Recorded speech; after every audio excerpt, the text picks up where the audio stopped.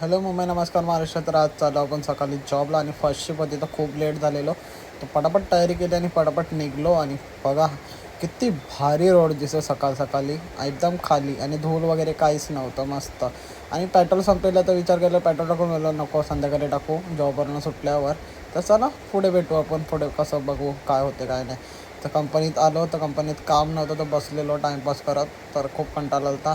त्याच्यानंतर आलो संध्याकाळी, पेट्रोलवर एवढी लाईन होती ना, खूप कंटाळा. आणि खेळायला बघतो तर खूप जणं होते. तर बघू शकता हे सर्व मित्र आहेत माझे, अजित, त्याच्यानंतर इकडे संकेत दादा, ते सर्व होते. त्याच्यानंतर आलो घरी. घरी आलो तर कंटाळा आला खूप.